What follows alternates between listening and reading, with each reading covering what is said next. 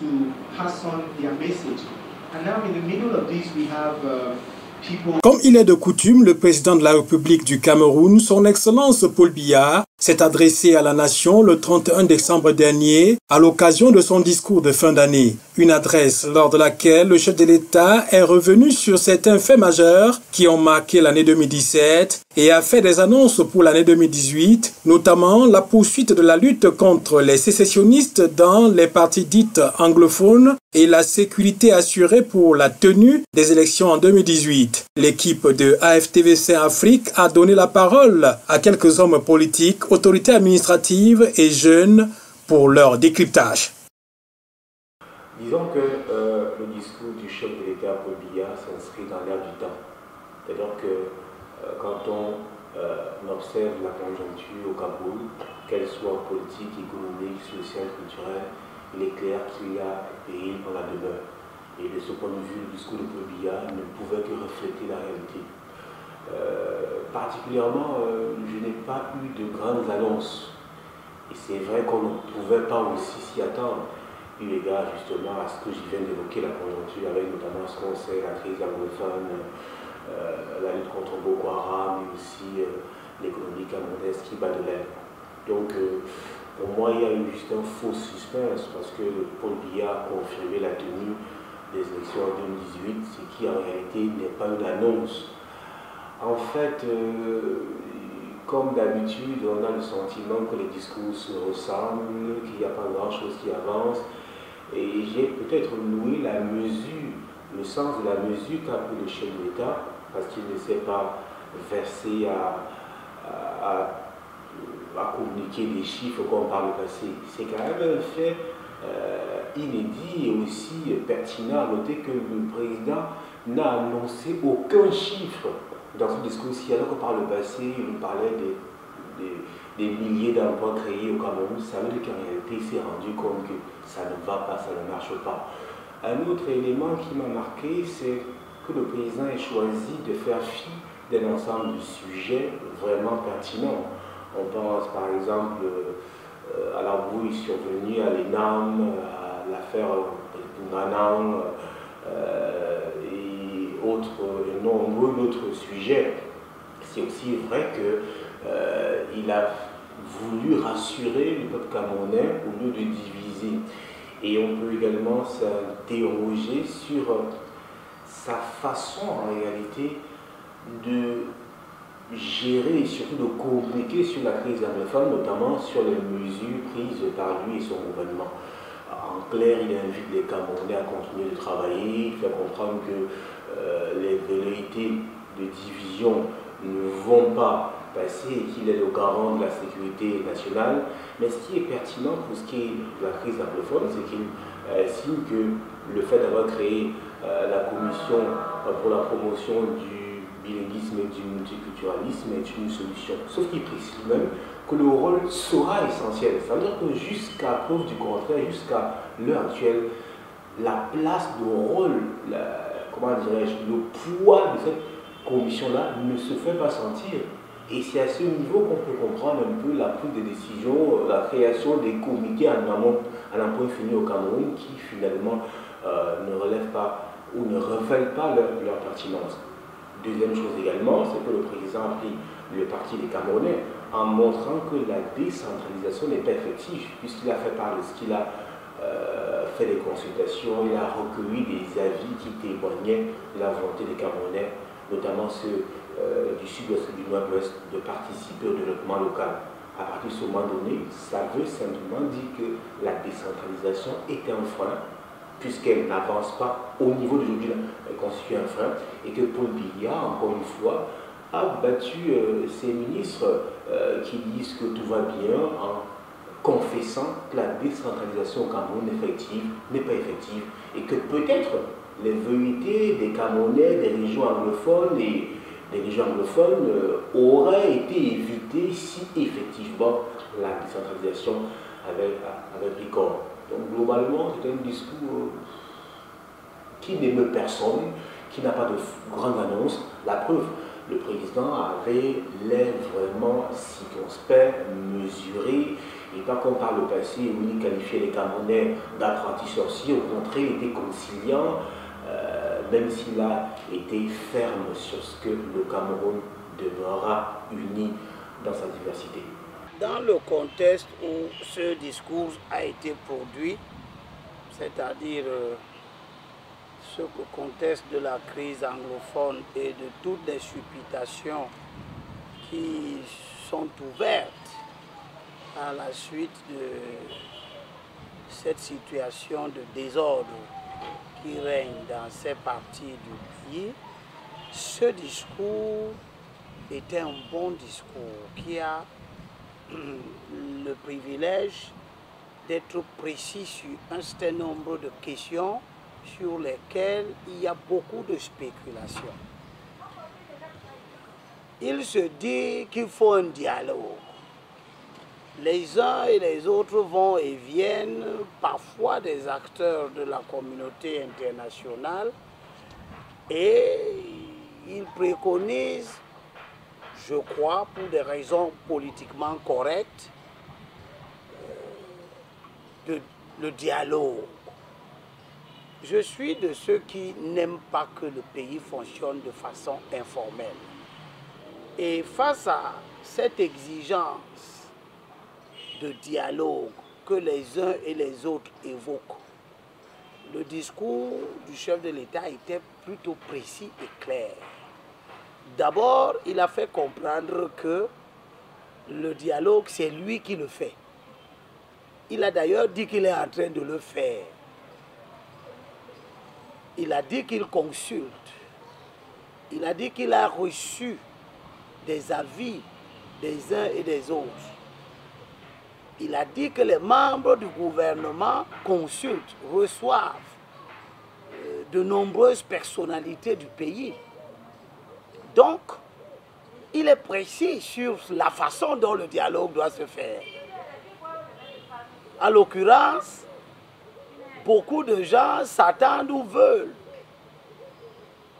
un forum, une grande rencontre avec des acteurs dont on ne sait pas très bien qui aurait le pouvoir de les trier et de les faire asseoir ensemble pour qu'ils discutent et de quel ordre du jour. Le discours du chef de l'État a eu le mérite d'être précis sur ce point.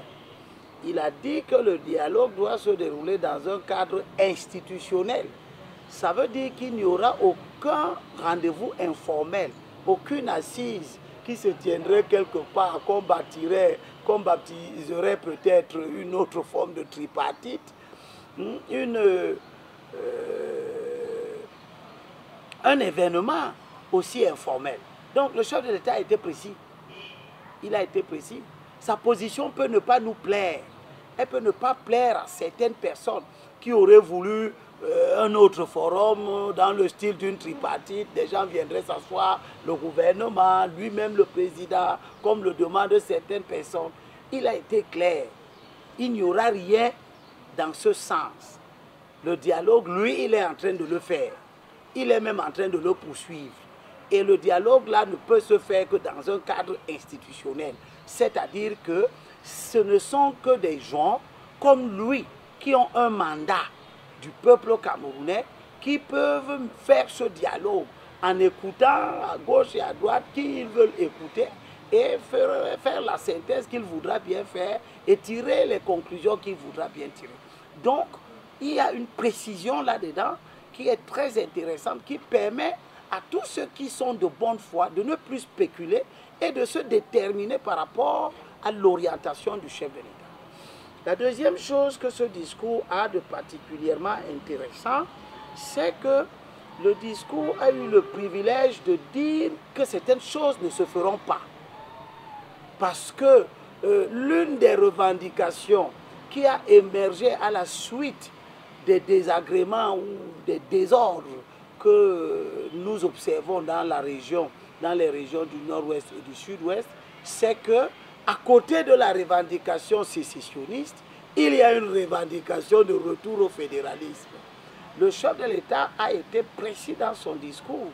Il a dit qu'il faut savoir être digne de l'héritage. Il l'a répété 2 fois dans son discours. Cette précision ne doit pas laisser les exégètes indifférents.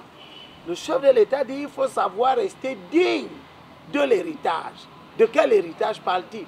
Il parle de l'État unitaire. Qui est l'héritage? Il n'y a pas 2 héritages. Personne ne nous a laissé la fédération en héritage. Ceux qui ont amené la fédération, c'est-à-dire Ahidjo et tous ceux qui se réclamaient de lui, et Foncha et tous ceux qui se réclamaient de Foncha, les Salomon Tandemouna et les autres, c'est eux qui ont amené la fédération. C'est eux qui ont mis un terme à la fédération en 1972 et c'est eux qui ont mis le chantier de l'État unitaire en place à travers un référendum. Donc, le chef de l'État dit aux gens qu'il faut être digne de l'héritage et le conserver. Donc, il n'y a pas de spéculation autour de la forme de l'État. Au demeurant, le chef de l'État est celui qui a fait un projet de loi qu'il a présenté aux représentants du peuple camerounais. À l'époque, c'était l'Assemblée nationale qui faisait office de parlement. Et cette loi a été votée. C'est la loi sur les associations en 1990 qui interdit toute forme d'atteinte à la forme de l'État. C'est précis.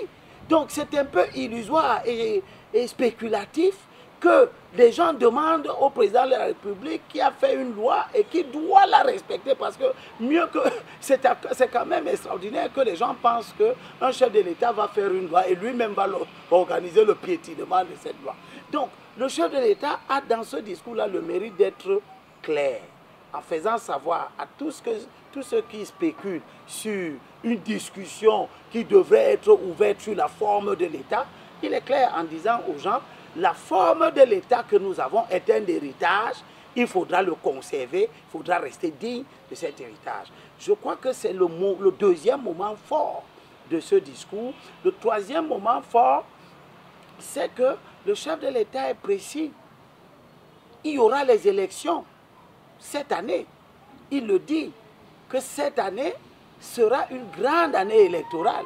C'est un grand message extrêmement fort qu'il envoie à tous ceux qui ont envie de remettre quoi que ce soit en cause, en leur disant, si vous avez autre chose à faire que moi je ne fasse, eh bien allez aux élections, gagnez les élections et faites ce que vous voulez faire. Mais ne me demandez pas à moi, Paul Biya, de faire des réformes sur la forme de l'État, qui est un héritage que j'entends conserver.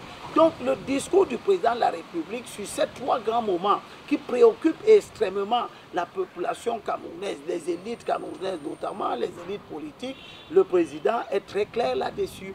Et je crois que c'est un discours qui a le mérite de ne plus ouvrir des débats sur le bilan du président. Parce que le président a déjà fait son bilan en 2013. Dans son discours de 2013, qui est un discours mémorable, il a fait son aggiornamento. Le président a reconnu qu'il avait gouverné de façon à ne pas remplir les attentes, ses propres attentes. Donc dans le discours de 2013, le président a posé la question, sommes-nous aussi incapables de réussir là où des pays comparables aux nôtres réussissent? Que nous manque-t-il? Alors que nous avons ça, nous avons une jeunesse, nous avons l'instruction, nous avons les matières premières. Et quand le président pose ce type de problème dans un discours, il met en évidence sa déception. Donc le débat sur le bilan du président de la République est un débat qui devient un peu superflu. Parce que lui-même a déjà fait son bilan et le considère comme mauvais. Ce n'est plus la peine pour l'opposition à laquelle moi j'appartiens d'ergoter sur les plateaux de télévision tous les jours à vouloir démontrer que Paul Biya gouverne, alors que lui-même il a posé la problématique. Qu'est-ce qu'il nous faut? Si Paul Biya avait réussi, il ne poserait pas la question, que nous manque-t-il?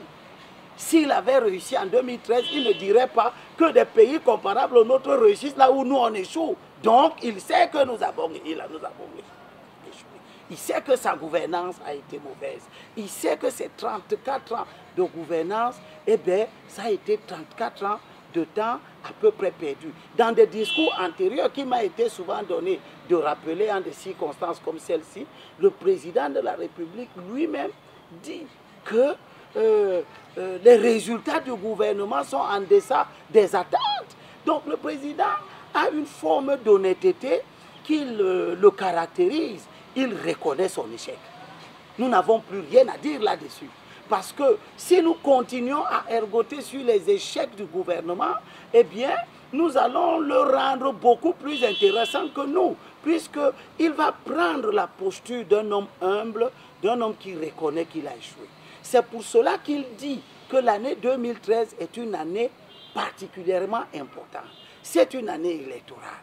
Il dit que, à travers son propos, tous ceux qui ont des choses à redire, que ce soit sur sa gouvernance, que ce soit sur la forme de l'État, que ce soit sur les orientations institutionnelles, eh bien qu'il faut qu'ils aient la légitimité. Et la légitimité, elle s'obtient cette année dans les élections qui vont avoir lieu. C'est là que le discours du président de la République sonne comme une grande interpellation à l'endroit de l'opposition. Préparez-vous, allez aux élections. Si vous me gagnez, venez faire ce que vous voulez. Gagnez les élections, devenez ceux qui gouvernent. Allez gagner les élections législatives. Bien sûr que quand le président le dit, il rit en quelque sorte du fond de son cœur. Parce qu'il sait que dans le Parlement, dans sa forme actuelle, il a piégé l'opposition en 2013. Il a amené l'opposition à accepter, à aller aux élections sénatoriales, alors que les conditions d'une élection sénatoriale conformes à la lettre et à l'esprit de la loi n'étaient pas en place. L'opposition, et en particulier le SDF, a péché en 2013 en acceptant d'aller aux élections sénatoriales avec un collège unique, le collège des conseillers municipaux, qui étaient d'ailleurs des conseillers municipaux en fin de mandat. Il s'est passé que le calendrier électoral a pris une forme qui est telle qu'il est absolument impossible, jusqu'à l'état actuel des choses, qu'une famille politique contrôle complètement le Parlement. Puisque nous sommes entrés dans une situation unique dans le monde, où les élections que vous gagnez cette année ne déterminent pas la structure du Sénat de cette année. Les élections qui déterminent la structure du Sénat que nous allons mettre en place en avril 2018, ce sont les élections municipales de 2013. M. Biya ayant gagné les élections municipales de 2013 avec 8600 conseillers municipaux sur 10 632, avec des majorités absolues dans toutes les régions, les majorités absolues de conseillers municipaux dans toutes les régions, il est donc sûr de gagner les élections sénatoriales de 2018. Ce qui veut dire qu'il contrôle déjà une chambre du Parlement sur les deux. Il reste l'élection législative de 2018, la seule qui détermine l'Assemblée nationale de 2018. S'il la gagne, eh bien il contrôle les deux chambres. S'il la perd, il contrôle une des deux chambres. Ce qui fait qu'il est toujours présent dans le champ institutionnel et peut continuer à mener une politique qui s'oppose à toutes les spéculations que l'opposition est en train de faire à l'occasion de la crise anglophone, avec ceux qui veulent retourner au fédéralisme, avec ceux qui estiment qu'il faut que le problème de la crise anglophone, c'est la décentralisation, etc., etc. Et je tiens à dire que quand le président évoque la décentralisation et dit qu'il va avoir une accélération de la décentralisation, j'attire l'attention de tous ceux qui font l'exégèse des propos du président en allant trop vite en besogne, parfois en marchant devant lui, en croyant que le fait qu'il ait dit cela suppose que les conseils régionaux vont être mis en place. Eh bien, je crois que les élections sénatoriales ayant lieu en avril 2018, de janvier, c'est-à-dire de maintenant, en avril 2018, je vois mal comment on va procéder à l'élection des délégués des départements pour ensuite procéder à l'élection des représentants du commandement traditionnel pour constituer les deux collèges qui forment les conseillers régionaux, installer ces conseils régionaux pour qu'ils aient donc la possibilité de participer à l'élection des sénateurs en avril. Donc je trouve que le calendrier, la surcharge du calendrier entre janvier et avril 2018 laisse penser qu'il sera très difficile qu'on ait des conseils régionaux. Donc nous risquons de réélire les sénateurs de 2018 dans les mêmes conditions que nous les avons élus en 2013, avec ceci de particulier qu'aucune opposition ne pourra contester cette façon d'agir, qui est mauvaise, mais aucune opposition ne peut la contester légitimement parce que nous avons déjà accepté de participer à ce mauvais jeu-là en 2013. C'est là que le SDF prend une lourde responsabilité dans l'acte qu'il a posé en 2013 et je suis de ceux qui pensent que quand des partis politiques ont des comportements aussi relâchés, aussi peu instruits, aussi peu élaborés, ils méritent d'être sanctionnés sévèrement. Parce que nous sommes aujourd'hui dans une situation où, eh bien, ce qui se fait de mauvais, nous n'avons pas les moyens de critiquer et de proposer des alternatives parce que nous avons pris part à la mise en place des mauvaises pratiques gouvernementales. Vu comme cela, je pense que le reste du discours ne nous apprenait rien de nouveau. Le président ne disait rien de nouveau sur la carte sanitaire. L'annonce de la mise en place d'une réflexion sur l'assurance maladie ne nous apporte rien de nouveau. L'assurance maladie ne va pas être mise en place. Il n'y a qu'une réflexion qu'il demande de terminer. Entre le moment où on va terminer la réflexion et le moment où on va passer à la mise en place effective de cette assurance maladie en créant l'organisme qui pourra être chargé de la mise en œuvre de cette orientation-là, beaucoup de temps risque encore de s'écouler compte tenu de la pratique gouvernementale du président de la République qu'on lui connaît. Il tient absolument à avoir son temps et nous nous rendons compte que dans de nombreuses circonstances, eh bien, son temps a été à l'encontre du temps que nous impose le temps et les événements. Et cette antinomie entre le temps du président et le temps des événements a été dans l'ensemble des faits de mauvaise gouvernance. Tout le monde, et je me réjouis, et c'est l'occasion de dire sur votre chaîne que l'opposition camerounaise doit se réjouir d'avoir fait un grand travail qui a consisté à mener la situation du débat politique à une phase où l'essentiel de la critique du régime émane maintenant de l'intérieur même du régime. Lorsque vous écoutez les acteurs du régime, les députés du régime, certains ministres du régime, en fonction ou pas, ils prennent de plus en plus de liberté et de courage de reconnaître qu'on aurait dû faire ceci, on ne l'a pas fait à temps, on aurait dû faire ceci, on ne l'a pas fait, on aurait dû. Mais tout ce dont ils parlent, qu'on aurait dû faire, c'est exactement ce que l'opposition a appelé à faire en temps réel. Nous n'avons pas été écoutés. Donc cette évolution est heureuse. Nous devons nous en réjouir parce que nous sommes parvenus à libérer la parole, même à l'intérieur du camp gouvernemental, à l'intérieur du régime. Et cette parole qui se libère ne se libère pas à l'avantage du régime. Elle condamne le régime. L'opposition peut donc maintenant passer utilement à une autre phase, qui est celle de la préparation active des élections. Malheureusement, l'opposition n'est pas en train de préparer les élections. Parce que les études que nous avons faites sur les raisons des échecs à répétition nous ont montré que l'opposition n'a pas échoué les 13 élections qu'elle a déjà échouées parce que le RDPC était meilleur. Non, l'opposition a échoué depuis 1992 jusqu'à aujourd'hui parce que, premièrement, elle n'occupe pas le terrain électoral. Vous avez vu en 2013, lorsque globalement l'opposition a déjà 23 ans d'âge, elle est donc largement mature, nous avons constaté en analysant les élections de 2013 que 22 partis de l'opposition qui participaient aux élections législatives de 2013 contre le RDPC et ses alliés, ses 5 alliés, eh bien, les 22 partis de l'opposition étaient absents dans 40 circonscriptions électorales sur 85.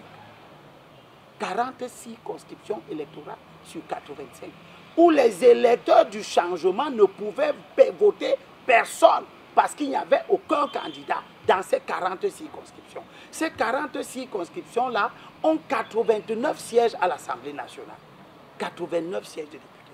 Autrement dit, à 22 partis de l'opposition, nous n'avions pas les moyens de mettre des candidats sur 89 sièges de l'Assemblée nationale. C'est extraordinaire, c'est inédit.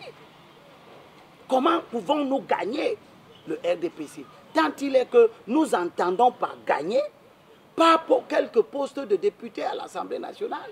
Nous devons entendre par gagner, renverser le régime et prendre la gouvernance de ce pays. Pour renverser le régime, il nous faut avoir 91 sièges à l'Assemblée nationale, au moins. Lorsqu'on démarre la compétition électorale, en ayant laissé entre les mains du RDPC et de ses 5 alliés 89 sièges, vous comprenez que nous partons perdants. Et lorsqu'on prend individuellement les principaux partis de l'opposition, en commençant par le plus fort d'entre eux, entre guillemets bien sûr, le SDF, eh bien, l'analyse des élections de 2013 nous montre que le SDF n'a présenté que 65 candidats sur 180 aux élections législatives. Les 65 candidats-là, il les avait présentés dans 36 circonscriptions électorales, sur 85 circonscriptions électorales. Ça veut dire que le 2 août 2013, date de publication des listes de candidats aux élections législatives de 2013, eh bien, le SDF n'allait pas à ces élections pour gouverner. Puisque pour gouverner, il faut gagner 91 sièges et que le SDF ne présentait que 65 candidats. Donc, même si le SDF avait gagné les 65 candidats, il ne pouvait pas gouverner. Parce que lui-même a abandonné entre les mains du RDPC et de ses alliés 115 sièges. 115 sièges répartis dans 49 circonscriptions électorales. Un tel profil n'est pas celui d'un parti qui envisage de renverser le RDPC. Et lorsque vous passez aux autres partis, moins importants que le RDPC, le SDF, la situation, le profil devient plus catastrophique. Par exemple, le MRC, qui se veut un parti en pompe, qui se dit être dans l'air du temps, mais le MRC a présenté 5 listes, c'est-à-dire il s'est présenté dans 5 circonscriptions électorales sur 85. Les 80 circonscriptions restantes, il est laissé à qui? Il cherchait 12 sièges à l'Assemblée nationale sur 85. Les 73 sièges restants, il est laissé à qui? Est-ce que c'est le profil d'un parti qui peut renverser le RDPC? Quand vous allez aux élections où vous devez prendre le contrôle de l'Assemblée nationale et donc gouverner, et que vous ne présentez que 12 candidats, vous êtes un parti qui aspire à gouverner? Non. Vous êtes un parti qui aspire à partager le budget de l'Assemblée nationale consacré au salaire des députés. Puisque en allant chercher 12 députés, vous saviez très bien qu'il ne s'agissait pas de vouloir prendre au RDPC sa position dominante. Et les partis sont donc comme ça, tous les partis de l'opposition. L'UDC, le Manidem c'est encore plus pire, l'UPC c'est pareil, etc., etc. 22 partis de l'opposition non gouvernementales, c'est-à-dire celles qui ne participent pas au gouvernement, comme l'UNDP, comme la NDP de Amadou Moustapha, comme le MDR de Dakole Daïsala, comme le FSNC de Issa Chiroma, comme l'ADD de M. Gargaman. Ces 5 partis-là, nous les considérons comme des partis de l'opposition pro-gouvernementale, parce qu'ils gouvernent avec le RDPC. Or, l'analyse que j'ai faite et que j'ai publiée dans le cadre de l'étude intitulée « Réalité des échecs à répétition »,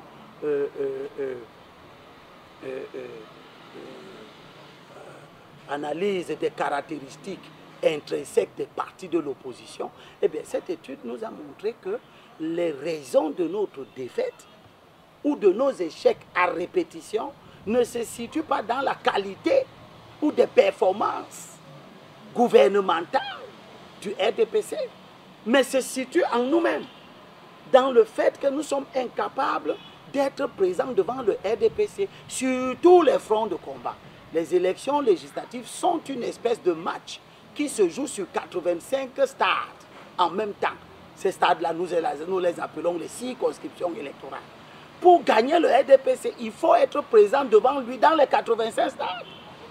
Si vous lui laissez 40 stades où il va jouer seul et gagner seul 89 sièges d'emblée, là où vous combattez contre lui, il ne lui reste que 2 sièges à prendre, qu'il va prendre quelque part. Notamment, par exemple, dans le Nyong-Esso, où tout le monde sait très bien que le RDPC affrontait la Mecque de Tabi Oyono, le Nyong-Esso a 2 sièges. Donc, le parti de M. Joachim Tabi Oyono ne peut pas gagner le RDPC aux élections. Donc, ne serait-ce que dans le Nyong-Esso, le RDPC prend les 2 sièges qui lui donnent la majorité absolue au Parlement. Il ne faut plus que nous allions aux élections avec de tels profils, parce que nous partons perdants. C'est pour cela que l'étude dont je parle nous a montré que la seule voie impérative, il n'y a pas d'autre voie, elle est unique. Elle est une union des forces de l'opposition dans le cadre d'une plateforme d'union qui n'est pas un parti politique. La plateforme d'union de l'opposition est une stratégie électorale qui consiste à aller aux élections ensemble, à se mettre d'accord sur une candidature à l'élection présidentielle de large consensus. Nous ne parlons pas de candidature unique de l'opposition, parce que n'importe qui peut se lever, être candidat, et vous savez d'ailleurs qu'ils seront très nombreux les candidats. À partir du moment où le président de la République a décidé d'affecter aux élections qui vont se tenir cette année un budget de 50 milliards, vous avez à peu près 5 élections qui sont attendues. L'élection législative, les élections municipales, les élections présidentielles, les élections sénatoriales et éventuellement les élections régionales. Si vous faites une petite division, on peut aller considérer que chacune de ces élections aura un budget de 10 milliards. Alors intéressons-nous d'abord à l'élection présidentielle. La loi prévoit que le budget alloué à l'organisation de chacune des élections est partagé en 2 parts égales. Les 50 premiers pourcents sont partagés à part égale entre tous les candidats et les deuxièmes 50% sont partagés aux candidats qui obtiennent plus de 10% de suffrages au prorata des suffrages obtenus. C'est-à-dire que vous n'êtes éligible au partage de la deuxième tranche que si vous avez obtenu au moins 10% des suffrages, et à ce moment, on vous donne la proportion que vous avez obtenue. Si vous avez obtenu 30%, on vous donne 30% de 5 milliards.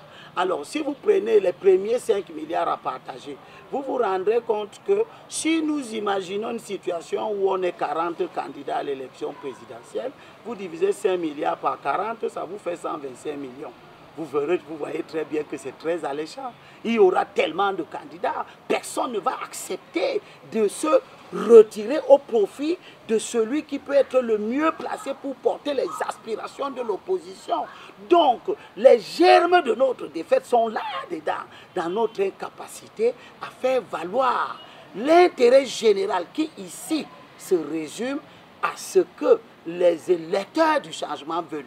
Les électeurs du changement ne veulent pas que John Fundi soit président. Ils ne veulent pas que M. Ndamdioua soit président. Ils ne veulent pas que Mouna soit président. Ils veulent qu'on enlève Paul Biya. C'est ce qu'ils veulent. Ils veulent qu'on le renverse. Ils veulent qu'on renverse le RDPC. Donc, ceci nous donne la possibilité de leur proposer un candidat de large consensus. Ils nous ont donc renvoyé la responsabilité d'être ceux qui, par notre sagesse, notre intelligence, devons déterminer qui est bon pour eux en remplacement du président Biya. Et nous nous montrons incapables de trouver parmi nous le meilleur qui puisse, dans les circonstances actuelles, porter en lui-même les germes du règlement de la crise anglophone. Parce que la crise anglophone s'est invitée aux élections. Elle va devenir un élément déterminant du choix de l'homme qui doit remplacer Paul Biya. Paul Biya étant un acteur de cette crise, il nous faut le changer. Il nous faut le changer en raison de son âge. Il nous faut le changer en raison de son épuisement. Il nous faut le changer en raison de sa longue longévité. Passez-moi l'expression au pouvoir. 34 ans, il va être l'un des plus des chefs d'État les plus vieux au pouvoir dans le monde. Et nous voyons que cette longévité ne nous a pas apporté une bonne gouvernance. D'où l'idée que tous les ingrédients sont réunis pour que nous ayons la facilité de convaincre la majorité des Camerounais au bien fondé du changement. Il nous reste maintenant à trouver le bon qui va changer, qui va remplacer Paul Biya. Et ça nous dépasse. Or, la survivance du régime RDPC repose essentiellement sur la dispersion des forces de l'opposition. Plus on sera nombreux à être candidats, mieux cela vaudra pour le RDPC. C'est un paradoxe, mais c'est comme cela. Parce que plus nous sommes nombreux, plus nous dispersons les votes qui s'expriment en faveur du changement. Mais la dispersion n'est pas le seul danger. Plus nous sommes nombreux, plus les messages de l'opposition sont multiformes, multidirectionnels et forcément n'iront pas dans le même sens. Nous perdons donc nous-mêmes nos électeurs en les mettant dans des situations où ils n'arrivent plus très bien à savoir lequel des discours est le bon. Voilà un comportement qui nous est propre et qui est la cause de nos malheurs. Ce comportement, cette incapacité à nous mettre ensemble, à définir un message unique, consensuel, fort, que tout le monde qui aspire au changement doit porter, étant incapable de définir des actions de combat synchronisées avec des exécutions bien réparties entre les différents acteurs, étant incapable de combattre l'unique adversaire que nous avons, mais dans un combat en meute, même les hyènes en brousse se montrent plus sages que nous, les humains. Parce que quand les hyènes combattent le lion, elles combattent en meute. L'hyène la plus forte est devant, mais elle est poursuivie et secondée par les autres qui attaquent par derrière. La nature nous donne des exemples de l'efficacité de l'union, de la mutualisation des forces. D'où vient-il que dans notre pays, les acteurs de l'opposition qui prétendent, à juste titre ou à tort, combattre pour une même cause, combattre contre un même adversaire, soient si incapables de s'asseoir et de se parler. Nous allons donc avoir en 2018, cette année, une campagne électorale inédite, jamais égalée dans l'histoire. Parce que cette campagne électorale va se faire dans le sens qui voudrait que nous nettoyions d'abord à l'intérieur de l'opposition. Nous ne pouvons plus nous permettre d'avoir à l'intérieur de l'opposition des gens qui sont alléchés par l'argent que procure la candidature à l'élection présidentielle. Parce que je viens de vous montrer que la candidature à l'élection présidentielle procure de l'argent. 125 millions au moins si nous sommes 40 candidats. Mais si nous sommes 30 candidats, la cagnotte augmente. Si nous sommes 20 candidats, elle augmente encore. Ce qui veut dire que même les hommes d'affaires vont susciter des candidatures. Des hommes d'affaires peuvent s'asseoir, vous proposer 30 millions de francs pour pouvoir payer votre caution et proposer 30 millions de francs à un petit parti qui a 2 conseillers municipaux quelque part pour vous investir. Ça fait 60 millions de francs. Dans la perspective d'avoir à peu près 125 millions, s'ils enlèvent 60 millions de francs là pour acheter les conditions pour avoir une candidature, et puis on prend 10 millions, on donne aux candidats, ça c'est l'argent qu'il met lui-même dans sa poche, puisque de toutes les façons, il ne part pas pour gagner une élection, il s'en va pour cultiver, récolter l'argent que les élections en rapportent. Eh bien, on a déjà dépensé 80 millions, il reste encore à peu près 85 millions que les pourvoyeurs de fonds peuvent se partager entre eux-mêmes. Donc vous voyez, quand le président met autant d'argent pour l'organisation de l'élection, ce n'est pas simplement parce que l'argent est indispensable pour que les élections se déroulent bien. Non! Une partie de cet argent sert à financer la dispersion des forces de l'opposition à son avantage. Parce que le principal élément qui permet au régime RDPC Paul Biya de survivre aujourd'hui, c'est l'éparpillement de l'opposition. Et c'est contre cet éparpillement que je travaille.